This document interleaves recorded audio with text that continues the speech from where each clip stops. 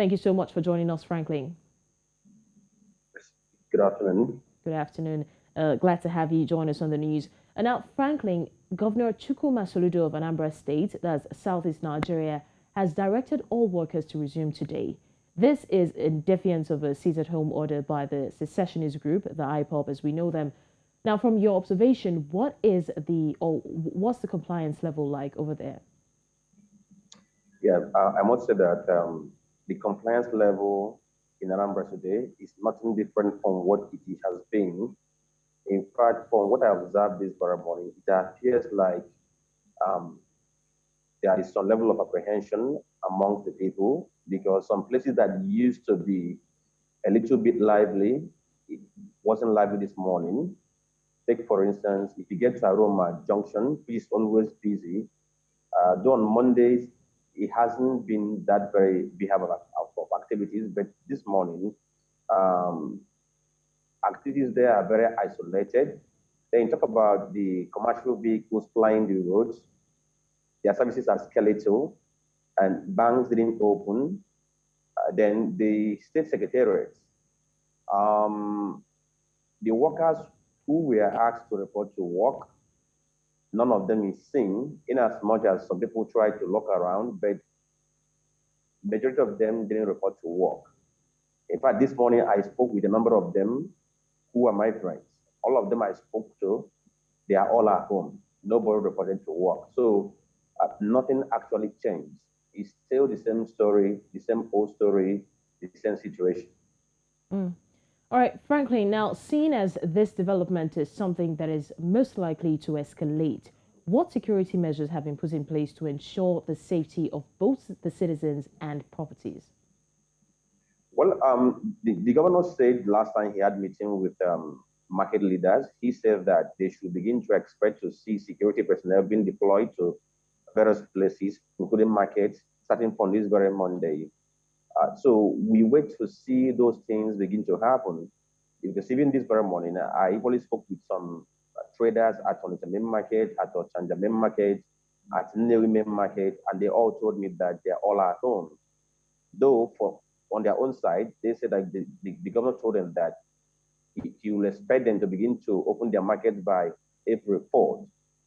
But until we begin to see that heavy presence of security personnel on the roads, then that's when the confidence might begin to build that actually he meant an action. But if I'm to take him by his word, he said that on this very week, we should begin to see security men be deployed at some places that can tell people that, oh, there's a confidence for them to go out and begin to do their businesses. We know that he had a meeting with heads of security agencies in the state. That was the very first meeting he had after he assumed office.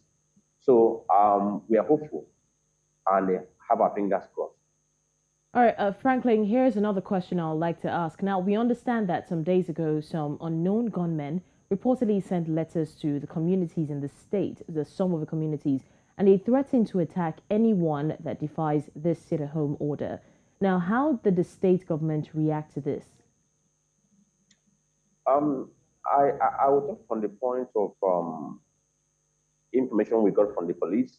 Yes, police confirmed that um, such letters came, and like the usual thing we normally see, police will tell you, oh, that they are working towards it. But one thing I can say is that the state governor actually meant everything he said because from what I gathered, he had a meeting with the mainstream of IPOR where they talked about how he wants to revive businesses going on in the state on Monday because the state has been losing a large chunk of money on Mondays. But where the issue is coming from is this. We have a section of IPOR which has gone rogue, let's put it that very way, which has gone rogue, which has been insisting that that Monday sit at home must continue until Nandi Kano is free. Take, for instance, if you check the Twitter handle of Simon Eba, who happens to be one of the breakout leaders of IPOP, the moment Soludo gave that very directive that civil servants should begin to report to work on Monday, he went on Twitter to say that it was dead on arrival. And he even told the governor that he should go and ask the immediate past governor, talking about former governor of Anambra State, Julio Biano, how his efforts to stop the money set at home, how it all went down without being any result. So I think the fear is coming from that section of IPOB which believe that sit at home must continue, whether is hurting businesses or not. All right. Franklin, before you go, I would like to ask you this final question that is, I'm sure, bugging the minds of a lot of people. Now, we've seen that this directive was given, and ever since then, it's like the compliance level in some areas is still very low. Now, what step can the government or should they take to ensure that this sit-at-home order is permanently nipped in the bud, bearing in mind that the compliance level to the directive they were given is low? I think that the government might need to adopt two approaches. One is engagement. By engagement, I mean being able to infiltrate or penetrate that very section of IPOP which has gone rogue, which has decided that sit at home will continue. In as much as the government has been able to speak with the mainstream IPOP led by Nanikano, that very section too needs to be reached, at least to get to feel their pulse, to know what they want. Then secondly, there is need to have security presence, which can give people that very confidence that if you go all out, you'll be protected.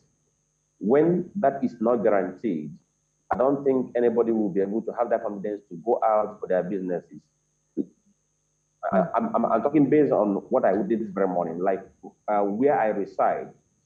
Normally on Mondays, I do see, you know, I do see activities going on there, businesses and otherwise going on there. People do open their shop. But this very morning, as I was leaving my house, not many of them actually open for today because of the back and forth argument and debate that emanated after the governor gave that very directive.